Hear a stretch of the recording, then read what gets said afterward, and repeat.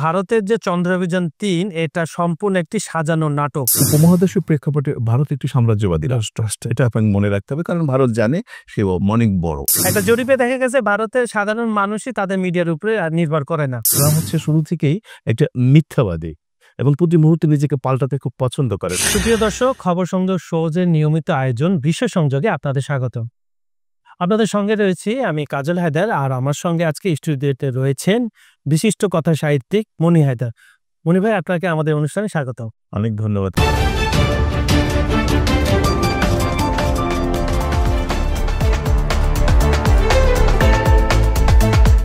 মার্কিন যুক্তরাষ্ট্রের president Donald Trump নির্বাচিত হয়ে আসার পরে তিনি বলেছিলেন যে উনি পৃথিবীতে যে কয়টা যুদ্ধ চলছে সেগুলো থামিয়ে দেবেন, এবং তিনি ইউক্রেন রাশিয়া যুদ্ধ থামেন বলেছিলেন। তারপর ইন্ডিয়া পাকিস্তান যুদ্ধ যে বন্ধ হয়েছে 4 দিনের যে যুদ্ধ, সেটা ক্রেডিট তিনি নিয়ে নেন। উনি সবসময় লাইমলাইটে থাকার চেষ্টা করেন। সর্বশেষ আপনি জানেন ইরান ইসরায়েল এবং সর্বশেষ মার্কিন যুক্তরাষ্ট্রের যে যুদ্ধে লিপ্ত হয়ে গেল। এখন তো যুদ্ধবিরতি চলছে। আপনার মার্কিন যুক্তরাষ্ট্র ইসরায়েল যুদ্ধবিরতি বলল, ইরান কিন্তু আজ পর্যন্ত বলেনি যে সে যুদ্ধবিরতিতে আছে। সে একটা স্টেটমেন্ট দিয়েছে, ইসরায়েল যদি কোনো হামলা না করে তারা কোনো প্রতি হামলা করবে না। ট্রাম্প আবার গতকাল স্থানীয় সময় মানে আজকে সকালে তিনি বলেছেন, আমি ইরানকে কিছুই দিচ্ছি না, যেমন ওবামা দিয়েছিলেন। অথচ কিছুদিন আগেই তিনি বলেছিলেন 30 মিলিয়ন বিশাল অঙ্কে তিনি সাহায্য করতে চান ইরানকে তাদের অর্থনীতিকে উন্নত করার জন্য। এই যে ট্রাম্পের বারবার দিক বদল, তার কথাবার্তা, এই নিয়ে আপনি কিছু যদি দর্শকদের বলেন না। আপনাকে এবং শুধু দর্শক আপনাদেরকে শুভেচ্ছা জানাই। আসলে মার্কিন যুক্তরাষ্ট্র হচ্ছে পৃথিবীর সবচেয়ে একটি খারাপ রাষ্ট্র। যে রাষ্ট্র হচ্ছে তৈরি হয়েছে অন্যায়ভাবে, অবৈধভাবে। সাদা চামড়ার লোকেরা ইউরোপ থেকে গিয়ে অষ্টাদশ শতকে কিংবা 16 শতাব্দীতে গিয়ে ওইখানের যারা ভূমিপুত্র, যারা কালো মানুষ, যারা ওইখানে রেড ইন্ডিয়ান বলা হয়, শত সহস্র বছর ধরে তারা জন্মগ্রহণ করেছিল, বেড়ে উঠেছিল, তাদেরকে নৃশংসভাবে হত্যা করে সাদারা ওই দেশ দখল করেছে এবং এখনো একই বিষয়ে চলে আসছে। তো সাদা রক্তের লোকেরা, যেমন হিটলার মনে করতো যে তার রক্ত নীল, লাল নয়, সে অন্যকে শাসন করার অধিকার রাখে। মার্কিন প্রেসিডেন্ট এবং যারাই নির্বাচিত হয় তাদের মধ্যে এমন একটা শক্তিমত্তা থাকে। এটাও খুব স্বাভাবিক, কারণ আপনি যখন দেখেন, আপনি যখন বুঝতে পারেন যে I have many power, I can do everything, আমি যে কোনো কাউকে হত্যা করতে পারি। ধরুন তাদের বিমানবাহী জাহাজ আছে এবং সেটা পৃথিবীর চলে যেতে পারে এবং ওই বিমানবাহিনী জাহাজের ধরুন 1971 সালে আমাদের মুক্তিযুদ্ধেও তাদের 7ম নৌবহর পাঠিয়েছে। অথচ আমরা একটা ন্যায়সঙ্গত যুদ্ধ করছেন, আমরা স্বাধীনতার জন্য পাকিস্তানের দখলদারদের বিরোধী। সুতরাং মার্কিন যুক্তরাষ্ট্র তার প্রেসিডেন্ট মানেই হচ্ছে পৃথিবীর সবচেয়ে একটি নিকৃষ্টতম ক্ষমতার অধীশ্বর বা অধিকারী হয়ে ওঠেন তারা। এবং আর আগের বারও দেখেছেন, এখনও দেখছেন, ট্রাম্প হচ্ছে শুরু থেকেই একটা মিথ্যাবাদী এবং প্রতি মুহূর্তে নিজেকে পাল্টাতে খুব পছন্দ করেন। অর্থাৎ ক্ষমতার এবং এক ধরনের ভর কেন্দ্রে থাকেন, সে মনে হচ্ছে যে ক্ষমতা নিয়ে খেলছেন। এরকম একটা খেলোয়াড় মানুষের কাছে পৃথিবীর অন্যতম শ্রেষ্ঠ ডেমোক্রেটিক বলা হয় যাদেরকে, তাদের রাষ্ট্র ক্ষমতা তুলে দেওয়া হয়েছে। আর দেখুন, ইসরায়েল যে রাষ্ট্রটি প্রতিষ্ঠিত হয়েছে সেটি কিন্তু একটি অন্যায়ভাবে প্রতিষ্ঠিত হয়েছিল দ্বিতীয় বিশ্বযুদ্ধের পর এবং তার ভূমিকা ছিল মার্কিন যুক্তরাষ্ট্র এবং ব্রিটেনের। এরা ইচ্ছা করেই পৃথিবীতে ছড়িয়ে ছিটিয়ে থাকে ইহুদিদের একটি জায়গায় দেবার জন্য। আবারও বলছি, মার্কিন যুক্তরাষ্ট্র যেভাবে ভূমিপুত্রদের হত্যা করে নৃশংসভাবে তারা দখল করেছিল মার্কিন যুক্তরাষ্ট্রের ভূমি, এমনকি তারা মেক্সিকোরও অনেক ভূমি দখল। ঠিক সেরকম আমাদের এই ফিলিস্তিনিদের ভূমি থেকে ফিলিস্তিনিদের ভূমিপুত্রদের উৎখাত করে এই ইসরায়েলিদের বা ইহুদিদের স্থাপন করেছে এবং ইহুদিদের স্থাপন করার মধ্য দিয়ে মূলত কি হয়েছে, মধ্যপ্রাচ্য দখল করবার, মানে ভূমিগতভাবে নয়, একটা রাষ্ট্র দিয়ে টোটাল মধ্যপ্রাচ্যকে দখল করবার এক ধরনের পরিকল্পনা, নীল নকশা। একমাত্র ইরান এর বিরুদ্ধে ইরানও তো একসময় রেজা পাহলভি যখন ক্ষমতায় মার্কিন যুক্তরাষ্ট্র এবং ইসরায়েলের ঘনিষ্ঠ মিত্র ছিল এবং তাদের সাথে অবাধে ব্যবসা বাণিজ্য হয়েছে। এবং আজকে যে পরমাণু ইরানিয়ার কথা হচ্ছে, এটা কিন্তু মার্কিন যুক্তরাষ্ট্রের হাত দিয়ে 1962 সালে করা। তো এখন হচ্ছে কি, যেহেতু রেজা পাহলভির পতন হয়েছে, আয়াতুল্লাহ খোমেনি ক্ষমতা, এইটা কি ইসলামী রেভলিউশন বলবো কিনা, আমি বলবো যে ইসলামের নামে এক ধরনের ক্ষমতা দখল থাকছে। ইসলামের যদি রেভলিউশন হয় তা সেটা তো একটু অন্যরকম হবে। হ্যাঁ, তাও ঠিক। হ্যাঁ, ওই অর্থে যদি আপনি হ্যাঁ, ইসলামের রেভলিউশন কি? মোহাম্মদ আমাদের নবী শ্রেষ্ঠ মানুষ, তিনি বিদায় হজে কি বলেছেন? বলেছেন, "আজ থেকে তোমরা কেউ আরব এবং অনারব নও, প্রত্যেকে সমান। নারী পুরুষের সমান।" ইরানে কি সেটি আছে? না, এটা তো অনেক ধরনের কথাবার্তা আছে। সুতরাং ইসলামী রেভলিউশন হয় নাই। হয়তো ইসলামের নামে এক ধরনের ক্ষমতার অদল-বদল হয়েছে বা ক্ষমতা দখল করা হয়েছে। যাই হোক, এখন হচ্ছে কি যে ইরান আরো একটা যে টেকনিক্যাল যে ব্যাপারটা বা মজার ব্যাপারটা, দেখুন একা মধ্যপ্রাচ্যে এত মুসলিম রাষ্ট্র, প্রতিটি ইরান বাদে প্রতিটি ইসলামিক রাষ্ট্রে বা মুসলমানদের রাষ্ট্রে মার্কিন যুক্তরাষ্ট্রের ঘাঁটি আছে। হ্যাঁ, সেনাবাহিনীর ঘাঁটি, বিমান ঘাঁটি এবং তাদের বিমান অত্যন্ত তীক্ষ্ণ, অত্যন্ত আধুনিক এবং নির্ভুলভাবে পৃথিবীর যেকোনো জায়গায় দেখেন উপরে তাদের স্যাটেলাইট থেকে এইখানে যদি আক্রমণ করতে চান, এই বাড়িতে তাহলে আক্রমণ করতে পারবে তারা। আধা ঘন্টার মধ্যে স্যাটেলাইট পাঠাবে, ডিল করবে, পাঠিয়ে দেবে। এইরকম একটি মানে তার সঙ্গে চ্যালেঞ্জ করার মতো শক্তি পৃথিবীতে এখনো তৈরি না রাশিয়া না চীন, এখনো কিন্তু এইভাবে তৈরি হয়ে উঠতে পারে। সোভিয়েত ইউনিয়ন একসময় ছিল, কিন্তু তাকেও তো কায়দা করে অনেকটা কোল্ড ওয়ারের মধ্যে নিয়ে দিয়ে ভেঙে দেওয়া হয়েছে। এটা তারা করে, এগুলো তারা করে। তো ফলে হচ্ছে কি যে নিজের আধিপত্য এবং সাম্রাজ্যবাদ পৃথিবীকে তৈরি করবার জন্য মার্কিনের এটাই করে এবং তারা প্রতিনিধিত্ব করেন ডোনাল্ড ট্রাম্প। সুতরাং তার কাছ থেকে আপনি এই খেলাটাই পাইবেন। তার কাছে কখন আপনি মনুষ্যত্ববোধের ওই যে কথাগুলো বলছে, ওগুলো এক ধরনের ভেক। ওই আপনি যেটা বললেন যে সে খবরে থাকতে চায়, নিউজে থাকতে চায়। অভিনেতা অভিনেত্রীরা কি করে? হ্যাঁ, সবসময় অভিনয় না করলেও কিন্তু খবরে থাকে। তারা নানা রকমের টুইট করে, কথা বলে, বার্তা বলে, মানে খবরে থাকতে চায়।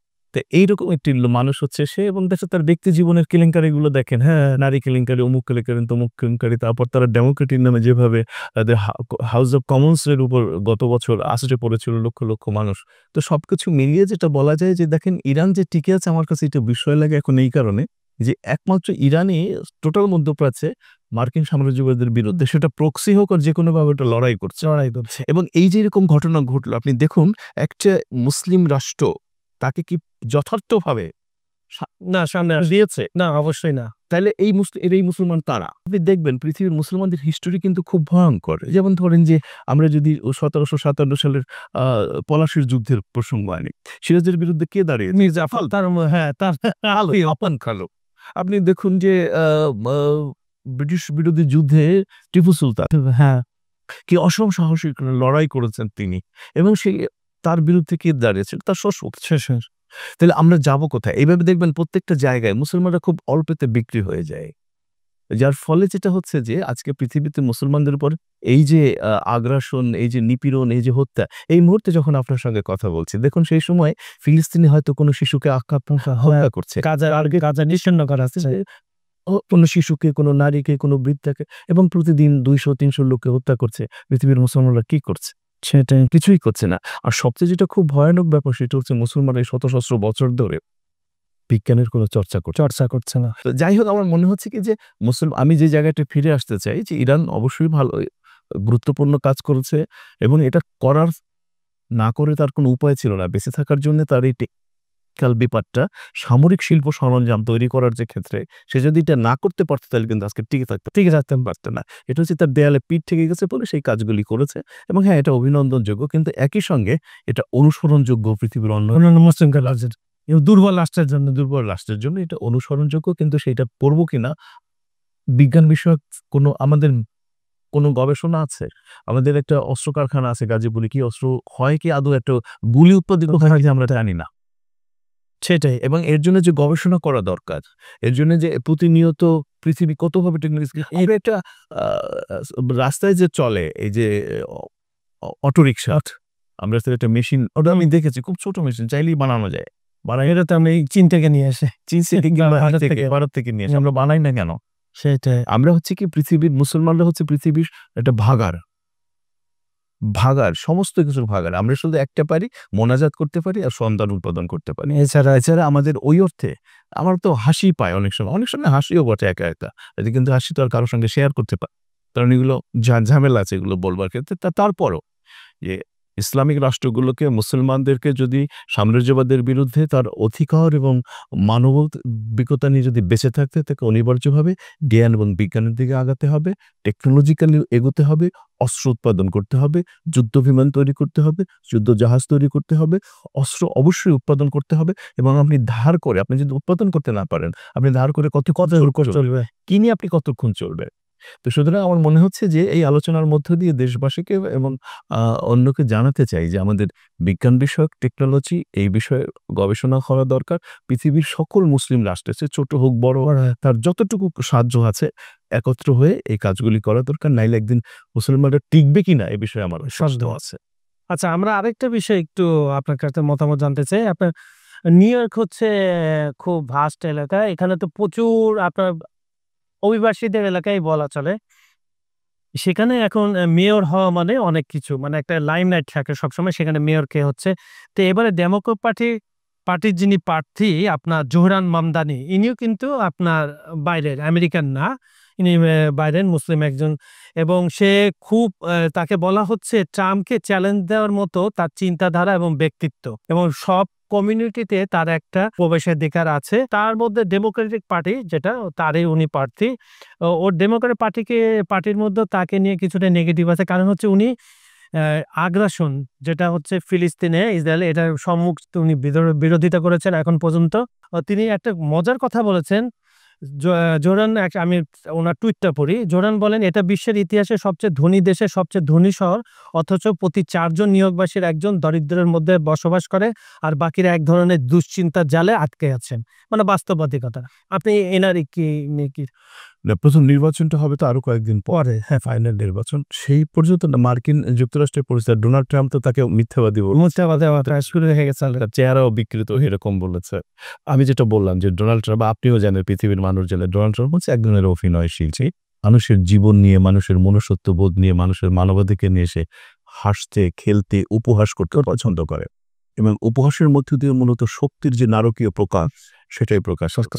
নাইলে নিজের দেশের একজন প্রার্থী, এবং তারা ডেমোক্রেটিক বলছে না গণতান্ত্রিক বলছে, এইভাবে নিকৃষ্টভাবে উপস্থাপন করতে পারে না তার চেহারা দিয়ে, সেটাই করেছে। আর ও মার্জিনালি অনেকটা সমাজতান্ত্রিক চিন্তা কাছাকাছি আছে। প্রথমত হচ্ছে সে মুসলমান, এদিকে হচ্ছে মীরা নায়ার, আর ওদিকে হচ্ছে উগান্ডার এক মুসলমান ভদ্রলোকের যৌথ সন্তান। তো আমার মনে হচ্ছে কি যে এই মুসলমান নামটা বা মুসলমান শব্দটা তার জন্যে একটা একটা সমস্যা তৈরি করেছে মার্কিন যুক্তরাষ্ট্র। আর মার্কিন যুক্তরাষ্ট্র সবসময় হচ্ছে সমাজতন্ত্রের বিরুদ্ধে, একটু কমিউনিস্ট বিরোধী একটা রাষ্ট্র। কোনো মানুষকে যেকোনো সময় ট্যাগ লাগাই দিদি তারা মনে করে আমাদের এখানে যেরকম রাজাকার সহজে দেয়া যায়, ঠিক সেরকম যে ও হচ্ছে কমিউনিস্ট বা ওই কমিউনিস্ট ভাবাপন্ন, তাহলেই তার জনপ্রিয়তা অনেক। সেই চেষ্টাটা ওরা চালাচ্ছে এবং এটা তো সত্যি কথা যে উনি যেহেতু নিউ ইয়র্কে থাকেন, অনেক নির্বাচনে অনেক দূর এগিয়ে গেছেন। এর আগেও ডেমোক্রেটিক পার্টি ছোট অনেক কাজ করেছেন। এই মাঝরানি যেটা বলেছেন সেটা নিশ্চয়ই সত্য বলেছেন যে নিউ ইয়র্কের এই মানুষ দরিদ্র সীমার নিচে আজকে বাস করে। তো সেইটা বের করে নির্বাচন না হওয়া পর্যন্ত এটা বলা খুব মুশকিল। তার কারণ হচ্ছে প্রতি মুহূর্তে কিন্তু ওরা চেঞ্জ হয়। মার্কিন যুক্তরাষ্ট্রের জরিপ যে আমি ট্রাম্পের, আমরা তো সবাই জানতাম যে কমলা হ্যারিস আসতেছে, যদি আপনি ধরেন, কিন্তু শেষ মুহূর্তে কিন্তু কি দেখলাম আমরা। না, আমি কিন্তু এইটা ভাবি নাই। আমি ভেবেছি যে ট্রাম্পই আসবে। কারণ আমার চিন্তাটা ছিল এরকম যে অধিকাংশ মার্কিনীরা তো মার্কিনী। হ্যাঁ, আপনি আমি চিন্তা করেছি আমার চিন্তার জায়গা থেকে, কিন্তু মার্কিনীর জায়গা হলে আপনি এই চিন্তাটা করতেন না। আপনি চিন্তা করতেন কে আমার স্বার্থটা দেখবে। তা ডোনাল্ড ট্রাম্প তো সেই স্বার্থটাই দেখছে। এই যে নির্বাচিত হওয়ার পর তার দেশের যে এই যে চীনের বিরুদ্ধে যে আয়কর সাহায্য করেছে, এটা তো দেশপ্রেমের একটি জায়গা, একটি সংজ্ঞা তৈরি করেছে।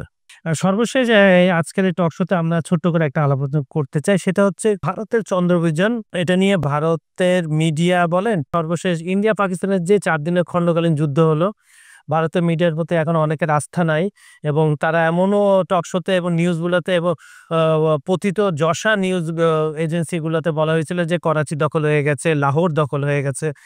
এখন একটা জরিপে দেখা গেছে ভারতের সাধারণ মানুষই তাদের মিডিয়ার উপরে নির্ভর করে না।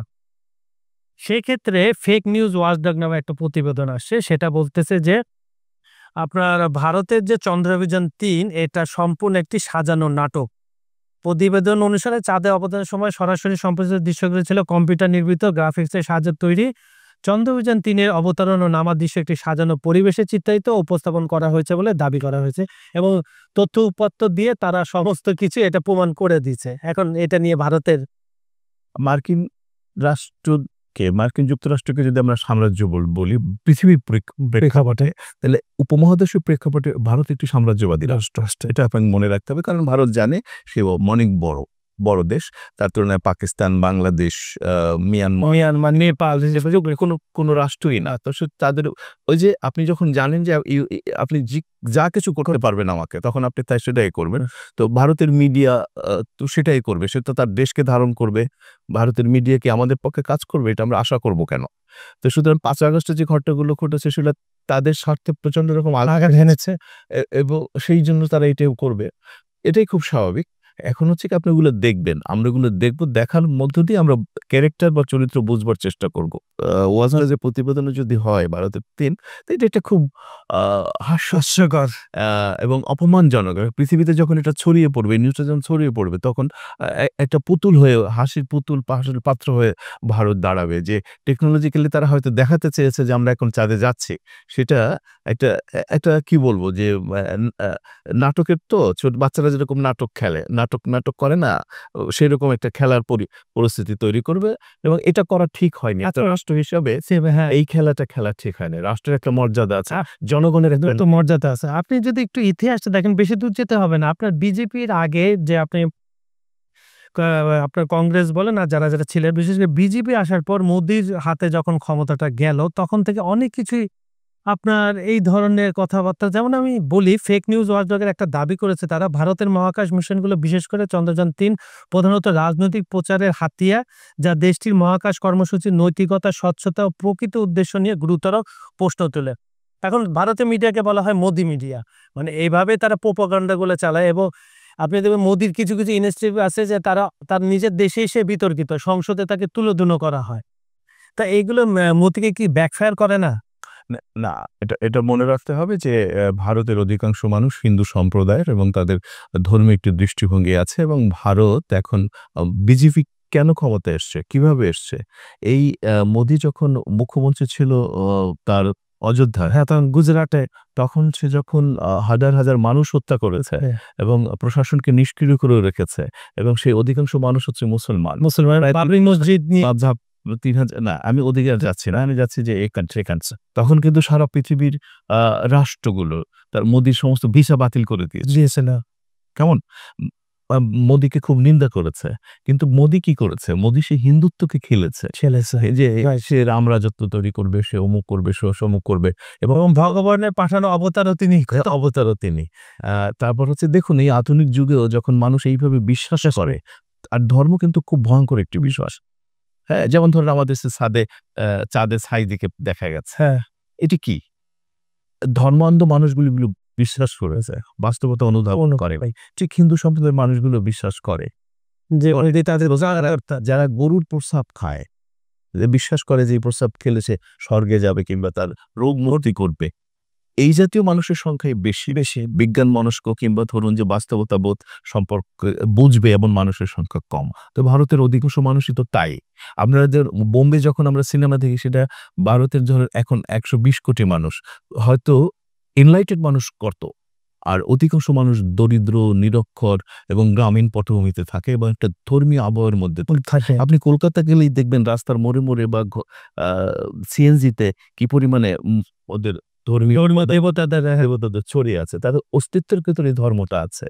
ধর্ম ছাড়া তারা এক মুহূর্ত চিন্তা করতে পারে না। সেই ধর্মটাই সে ব্যবহার করে এমন একটি জায়গায় নিয়ে গেছে যে এই মিথ্যা সে তৈরি করতে পেরেছে। আপনি নিন্দা করবেন, একই সঙ্গে এটা তার কৌশলও তো বটে, সফল হয়েছে। আমরা সফল হতে পারিনি। এই জায়গায় বলবো যে বিজেপি এবং তারা হিন্দুত্ববাদী দল, তারা ভারতকে হিন্দু রাষ্ট্র করতে চায়। হিন্দু রাষ্ট্র করার জন্য যা কিছু করা দরকার সেটাই করবে, সেটাই করেছে। সুতরাং আমাদের কি করা দরকার? আমাদের জায়গা থেকে সেটা চিন্তা করতে হবে। আমরা একপাক্ষিক চিন্তা না, চিন্তাটা দুর্ভাগ্য হচ্ছে আমাদের দেশের মানুষ চিন্তা করে একপাক্ষিক চিন্তা। তার পয়েন্ট অফ ভিউ থেকেও চিন্তা করা দরকার, আমার পয়েন্ট অফ ভিউ থেকে চিন্তা করা দরকার, দেন একটা সমাধানে আসা দরকার, বাস্তবসম্মত। সুপ্রিয় দর্শক, এতক্ষণ আজকের আমাদের এই আলোচনা আপনারা শুনছিলেন। আশা করি আপনাদের আলোচনার বিষয়বস্তুগুলো ভালো লেগেছে। তারপরেও যদি আমাদের এখানে আপনারা কোনো কিছু জানতে চান, বিশেষ করে কোনো বিষয়ে স্পেসিফিক কিছু জানতে চান, তাহলে আমাদের কমেন্টে লিখবেন, আমরা চেষ্টা করব এখানে সে বিষয়ে আলোচনা করার। আর বরাবরের মতো আমাদের ভিডিওগুলো লাইক, কমেন্ট ও শেয়ার করবেন। আর ভালো থাকবেন। আরেকটা মেসেজ আপনাদের দিচ্ছি, করোনা আবার বাড়ছে, সেজন্য অযথা যেখানে লোকারণ্য থাকবে অ্যাভয়েড করবেন এবং মাস্ক ব্যবহার করবেন। মনি ভাই, এতক্ষণ আপনি আমাদের সাথে ছিলেন, আমরা আনন্দিত এবং আমাদের খবর সন্ধানের পক্ষ থেকে আপনাকে ধন্যবাদ এই সুবিধা আসার জন্য। অনেক ধন্যবাদ আপনাকে আমাকে আমন্ত্রণ জানানোর জন্য। সেই দর্শক সচেতন থাকুন, বাংলাদেশকে গড়ে তুলুন। ধন্যবাদ সবাইকে।